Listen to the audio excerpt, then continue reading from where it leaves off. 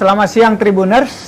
Assalamualaikum warahmatullahi wabarakatuh. Waalaikumsalam. Salam damai sejahtera untuk kita sekalian. Om Swastiastu, Namo Buddhaya, salam kebajikan.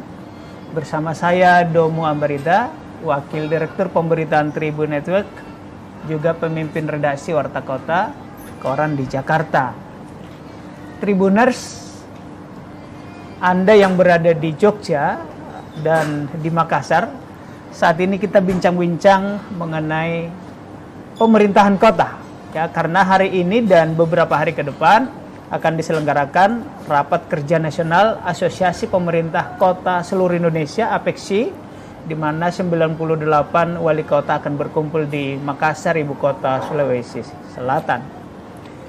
Siang ini kami berada di satu tempat, di satu hotel di Makassar bersama wali kota yang sangat ternama, kota pendidikan, kota pariwisata, kota budaya, yakni Yogyakarta.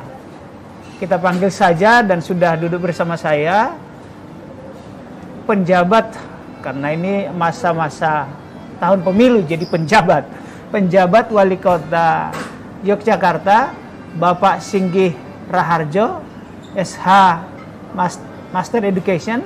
Sugeng rawuh Pak Singgih di Makassar. Terima kasih. Ini saya panggilnya Bang atau Mas nih? Mas boleh, Bang boleh. Kalau Mas itu utuh, kalau Bang pernah bangkrut. Oh. Baik, saya panggil Selamat Mas. datang, Pak. Ya, terima kasih Bang Domo. Assalamualaikum, Pak. Waalaikumsalam warahmatullahi wabarakatuh. Kapan tiba di Makassar? Tadi malam. Tadi malam ya? Tadi malam. Ya. Jadi lebih awal dari peserta yang lain karena tadi pagi ada giat tentang pariwisata. Oh, jadi sekaligus giat atau kegiatan promosi pariwisata di Jogja, di Makassar. Yes. Wah, luar biasa. Jadi sekali menyelam, sambil menyelam minum air atau sekali mendayung, dua pula terlalui. Iya. Betul. Pak Singgih, ini kan dalam rangka Rakernas APEKSI. Ya.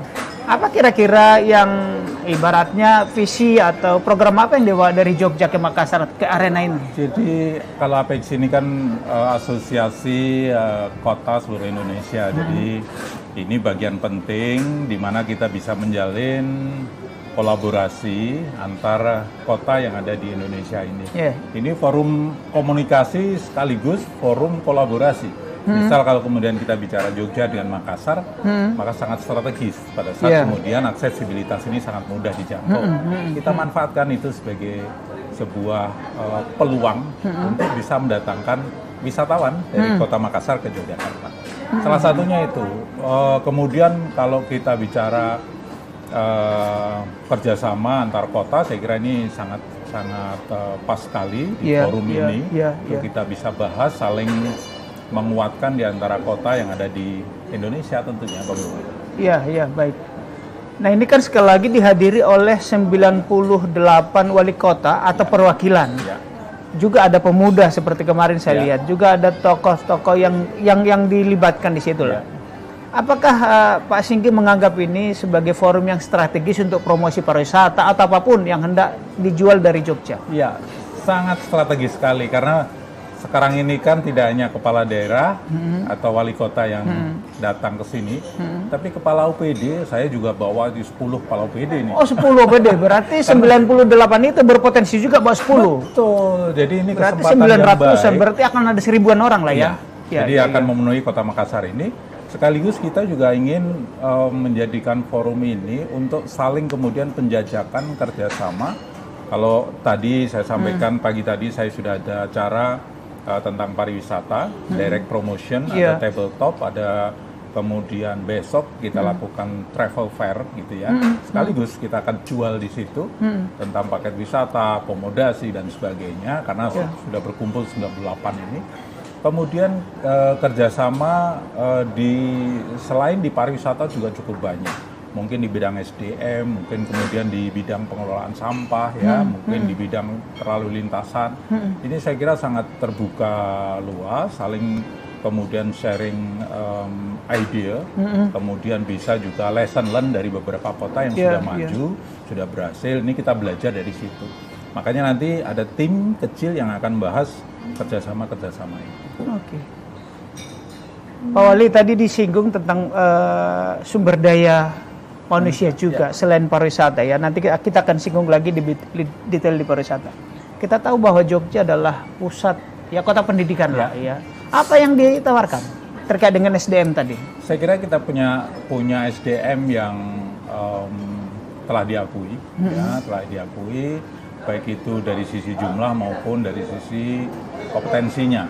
Nah ini saya juga selalu memantau bahwa tenaga-tenaga di Jogja ini juga digunakan oleh rekan-rekan di kota lain untuk kemudian saling membantu ya, dari sisi entah itu tenaga ahli, entah itu kemudian saling bertukar SDM ya, kemudian kita saling belajar berkaitan dengan berbagai macam sektor yang ada di masing-masing kota sebetulnya. Jadi kita sangat membuka peluang, bahkan kalau di Jogja ini punya banyak sekolah, baik itu umum maupun vokasi, perguruan tinggi juga cukup banyak. Saya kira ini bisa dimanfaatkan oleh teman-teman kota lain untuk kemudian bisa menyekolahkan putra-putrinya di Jogja. Jadi ini promosi pendidikan juga.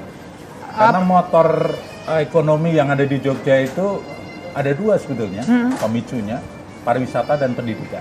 Iya, terutama di dua-duanya sih, nggak bisa dilupakan orang. Nah, terkait pendidikan tadi, apakah Pak Wali mau mengajak kabupaten kota misalnya ASN di tempatmu, monggo beasiswakan di perguruan kami ABC, apakah kira-kira mau detail seperti itu? Itu sangat mungkin terjadi juga, dan sekarang ini pemerintah pusat pun juga cukup banyak yang kemudian memberikan beasiswa kepada para ASN.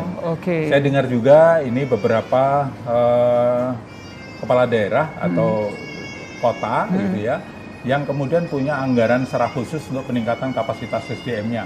ASN ini juga bisa disekolahkan S2 di sana atau mungkin dimagangkan. Ini juga kami sangat menerima. Magang di pemerintah kota atau pemerintah provinsi? Boleh, dua-duanya boleh. Jadi sangat terbuka lebar. Iya. Baik, Pak Singgih yang menjabat sebagai wali kota Jogja 2 bulan lalu, belum 2 bulan. Belum genap 2 bulan. Belum 2 bulan, 22 Mei, dan saat ini masih menjabat Kepala Dinas Pariwisata Provinsi Daerah Istimewa Yogyakarta. Betul. Apakah kelihatannya Pak Gubernur dalam hal ini Sultan hendak mensinkronkan pariwisata tadi yang disebut sebagai unggulan di Jogja dengan kota Jogja supaya padu satu? Iya, saya kira Bapak Gubernur mempunyai mengamanai kepada saya untuk kemudian melakukan berbagai macam hal yang memang harus segera diakselerasi untuk kemudian ditingkatkan. Pertama tentu dari sektor pariwisata, karena memang saya sebagai Kepala Dinas Pariwisata DIY juga. Yang kedua berkaitan dengan pelayanan publik yang harus ditingkatkan gitu ya, harus ditingkatkan karena kota Yogyakarta merupakan ibu kota provinsi, ya. Dan di DIY kita sudah mendeklarasikan Yogyakarta adalah sebagai destinasi pariwisata yang bertanggung jawab. Apa itu maksudnya, Pak? Yang bertanggung jawab itu artinya begini, wisatawan datang ke Jogja itu harus dijamin keamanannya dan kenyamanannya. Dari berbagai macam permasalahan, misal dari sisi aman nggak kalau makan di sini, dari sisi higienitasnya, aman nggak kalau kemudian kita keluar malam, aman nggak kalau kemudian kita mengunjungi pantai di sana harus tersedia lifeguard-nya, kemudian harus ada signage-nya, boleh renang atau tidak. Kemudian seperti itu sehingga ini bagian yang kemudian harus kita dorong untuk kemudian terpenuhinya, baik itu untuk wisatawan maupun masyarakat secara umum kota Yogyakarta itu sendiri. Baik. Poli ini menarik, bertanggung jawab artinya memberi kenyamanan, keamanan, ketertiban, pokoknya kenyamanan buat semua. Betul. Poli saya mau mencontohkan, sekitar sampai 92 saya masih SMA di daerah Danau Toba. Dulu pariwisata banyak betul. Hampir setiap menit bus, Holiday Inn, pariwisata melintas. Tapi belakangan keamanan makin tidak terjamin, perampokan beberapa kali terjadi di kawasan Danau Toba, turis-turis asing meninggal, terbunuh gitu. Setelah itu sekarang susah, boleh disebut sudah susah lah menemukan pariwisata terutama asing di kawasan Danau Toba karena mungkin trauma, merasa tidak nyaman, tidak bersih gitu. Nah, apakah ini juga menjadi perhatian dari Jogja untuk memberi kenyamanan tadi kepada persada? Jadi itu salah satunya, dan kami tidak sendiri, pemerintah kota tidak sendiri. Kami bersama Forkompinda Kota Yogyakarta.